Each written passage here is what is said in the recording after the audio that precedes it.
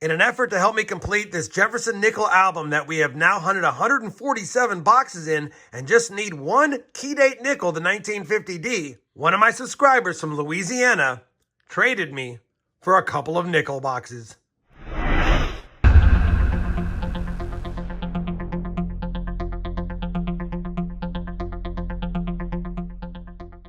Hey everyone, it's RobFindsTreasure and welcome back to my channel. For today's hunt, we have two nickel boxes from the state of Louisiana. Now this is going to be episode number 87 and it's boxes 148 and 149 for the first Jefferson Nickels album and it's boxes 48 and 49 for the second set of books.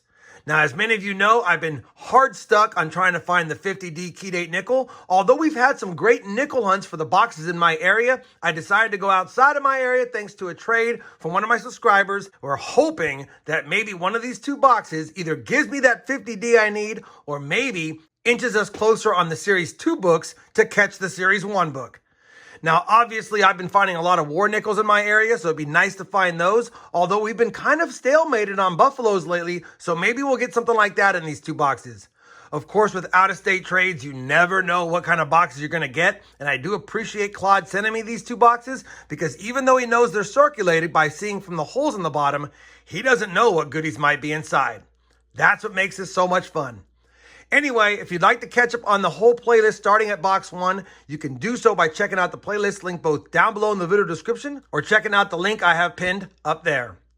All right, I will give you guys a look at the books at the end after we compare the finds to the books to see if we have any additions or upgrades. But in the meantime, we're going to get right to the hunt. I'm going to slide these out of the way. And like I said, we know they're circulated nickels because we can see from the holes in the bottom. So I figured I would do a live opening on this first box first to see if there's something fancy on the top.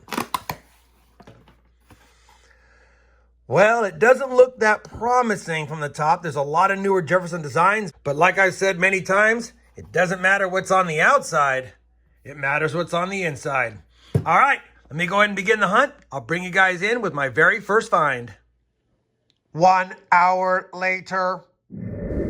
Well, I hate being right, but it's taken us 42 rolls for me to actually film something in the box. So far, we have found two 57s, one's a P and one's a D, a 53P, not a Henning nickel, and a better date 52S in terrible shape. But despite the ice coldness of this first box, we're actually going to have an addition to the Series 2 books. I just scoped the 1955 nickel, and it's a filly. It's not in the best shape, but we need a 1955P for the second set of books, if I recall. So it looks like, despite only having now 5 finds, none in 1940 or earlier, in this box, we actually might have an addition.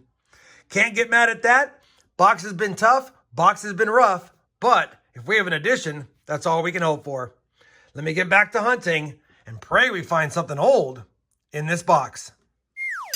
Well, we finished that first Louisiana State box, and I'm going to tell you this now. It was probably one of my lowest amount of find nickel boxes I've ever hunted, but the saving grace is we're actually going to get a find for the book, which is crazy to think about it. There wasn't any nickels from 1951 and earlier in the box. And if I were to be honest, I think if I took all of the 60s nickels I saw and put them in a roll, I might not even fill one roll of nickels from the 60s or earlier. That being said, it doesn't matter what happened in the first box. We have a second box. The second box, even though it's the sister box, could be just as bad, or it might give us another find for the book. You never know.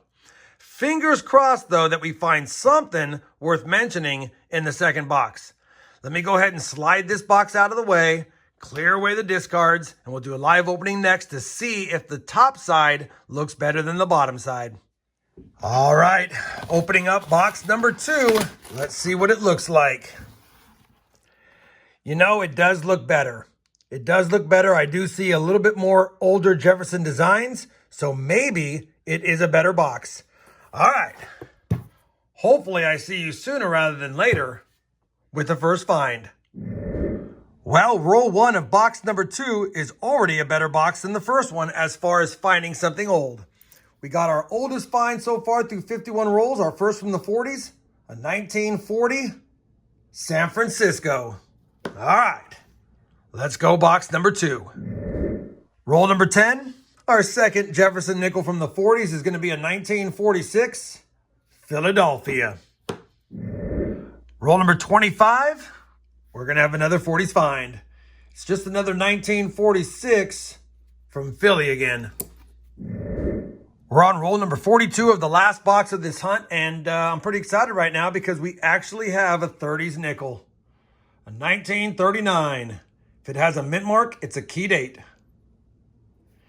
And there's no mint mark, so we'll go ahead and just double check it for any of the doubling on the reverse.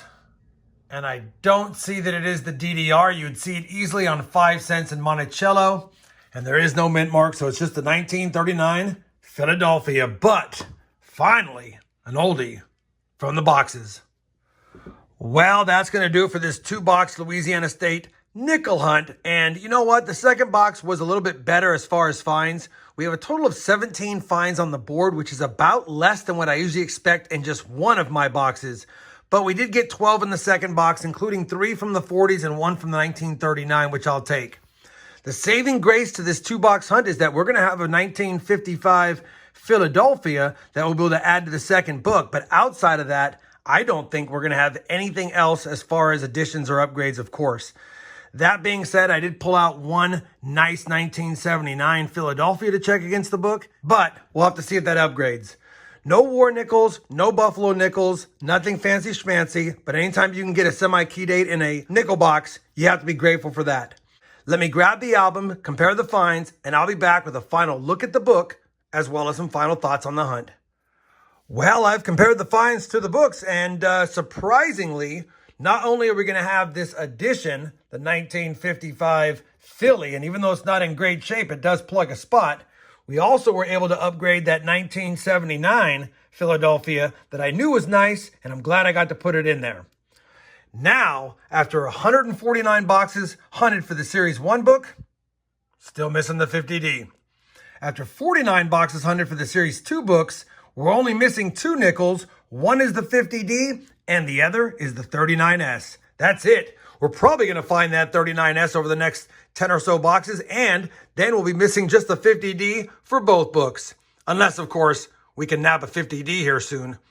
Either way, I know it was a tough hunt, but even despite it being a tough hunt, we still added an addition and an upgrade for the Series 2 books, and that inched us closer to having another completed Jefferson Nickel album.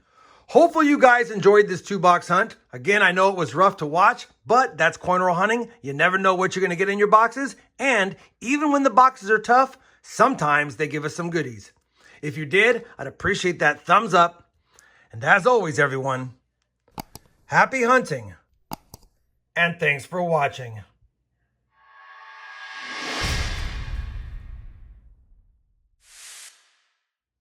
It was nice adding something for the album, but unfortunately, we have nothing for you, Silver Jar.